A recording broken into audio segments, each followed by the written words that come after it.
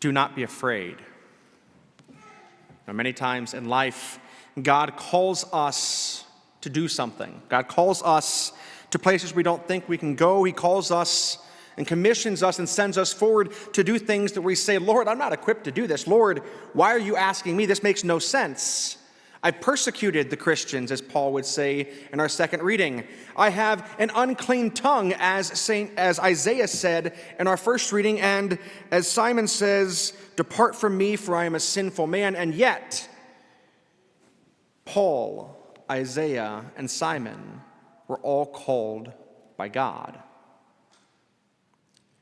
You know, in today's gospel, we have the motto of Archbishop Coakley, put out into the deep, or put out into deep water. That we are all called to be sent forward as disciples of Christ, but also we are called to always preach the good news.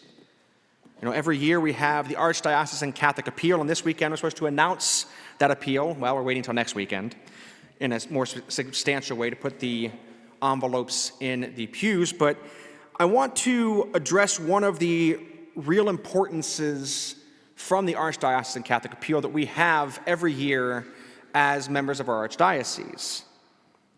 And that is the future of the church. You know, as you know, it takes money to do anything and everything. And the largest line item in our budget for the archdiocese every year, if you had to guess, what do you think it would be? Well, if you don't know, you haven't paid attention the last 4 years, because I've mentioned it every year in this talk. Seminary education is the number one largest line item every year, because it takes between $50,000 to $60,000 per seminarian per academic year to send them off to raise up the next generation of priests. That if it weren't for you, my family, others giving generously to the diocese 18 years ago when I joined seminary, I would have made it through 8 years of seminary formation. Because as a priest, we don't make enough money to pay off $400,000 worth of loans, which is what I would have had to take out to go from joining as a freshman to being ordained as a deacon and priest. And so I always find it kind of ironically funny, because the Lord works in mysterious ways, that our goal almost every year is basically to pay for one seminarian, because our goal is around $49,000, one seminarian's education. And you know, this is the first year where it's going to be hard for me to make the same pitch that I've always made. I've always said, if you aren't going to give me your sons, at least give me your money, right? If we aren't going to produce vocations, at least help us to pay for our next generation. Well, you may not be aware, but as of this last Monday, St. Matthew's has a seminarian. Colton Estes was just approved by Archbishop Coakley this past week. So please keep Colton in your prayers, but also continue to keep in your prayers all of the young men who may be considering putting out into the deep, who may be struggling in their lives the same way that Isaiah, the same way that Paul, the same way that Simon did, to say, Lord, I am not worthy. To which we are reminded in the Gospels, God doesn't choose those that the world deems as qualified, but he qualifies those that he chooses. I've spoken before about my own unworthiness as a priest and as a seminarian. The idea of writing papers is something I never want to do ever again in my life, and yet every homily is a 10 to 15 page paper, depending on how long I talk.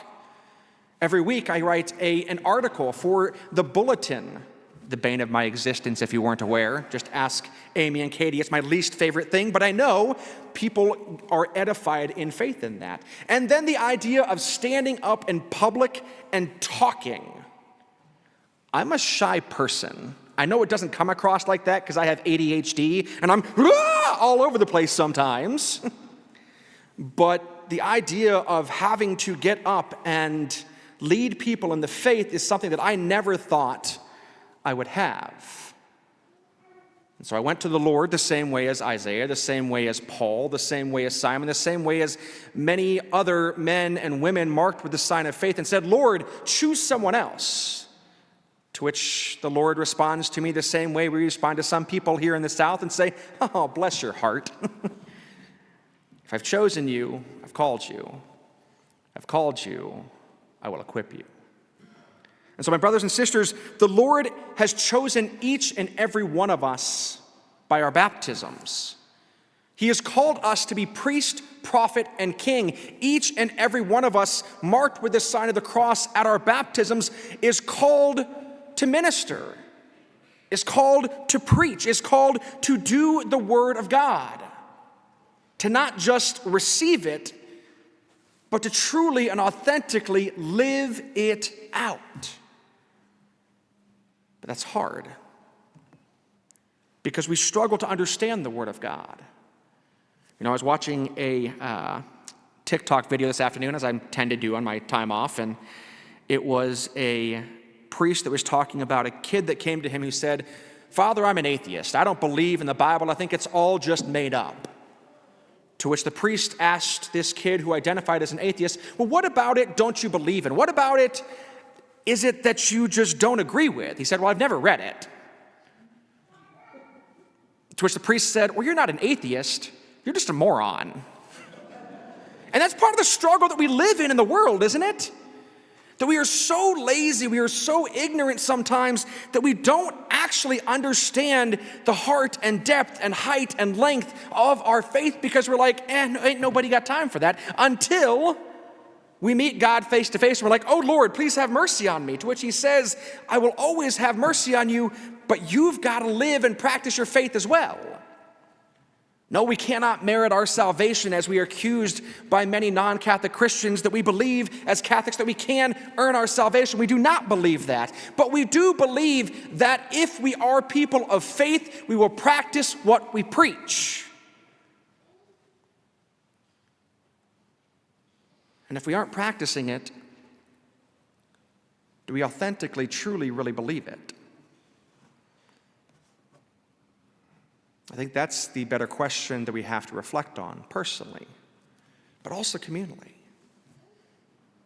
How are we each called to live out our baptismal promises? Some of us are called to the vocation of marriage. Some of us are called to the vocation of the religious life. Some are called to the vocation of the consecrated virginity. But all of us are called to be disciples of Christ, first and foremost. At the adult class this last Wednesday, I said and reminded people that God's will for us is the same, though it's unique. God's will for each and every one of you and your meaning in life is the same, but it's unique. God's will for you is to embrace his love and live it out. That's it. It's both that simple and that difficult. The difficult and unique part is, how are you going to do that? Because he has gifted you in a specific way that he has never gifted anybody else in the history of humanity. So how is he calling you to embrace and live out his love? Time and time again, we have those kind of like two paths diverge in the woods moments. We're like, should I go this way or should I go this way? Ultimately, the question should be, which one will help you best embrace, utilize, and share the love of God? Well, both of them will, Father. Then choose one, because God's going to bless it. Doesn't matter which one you choose. I know for myself, that was the hardest part of my vocational discernment. Lord, are you calling me to be a priest, or are you calling me to be a husband? To which his response was, No, I can't do both. They are mutually exclusive, Lord. What is it that you want from me? I want you to know you are loved. And in whatever vocation you, Danny, choose, I want you to utilize that love and share it in the best way that you can. To which I said, so which choice is that, Lord? He said, well, pick and take the responsibility of your life. It's ironic that many times we want God's will to be so specific, but only when it's specifically what we want, right?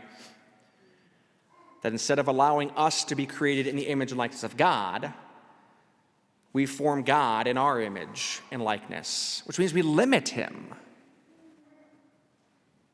Last night I was with a few different priests and about 150 people at a fundraiser for the Catholic radio stations throughout the state. And it's always fascinating to me when we limit the love of God. We forget that the sacraments were given to us as gifts. That we as Catholics, as Christians, as human beings, we are limited by those, but God is not. As Catholics, we believe and we teach from the Catechism that baptism is necessary for salvation. For us, that is necessary. We teach that, we believe that, we understand that, but God is not limited to that.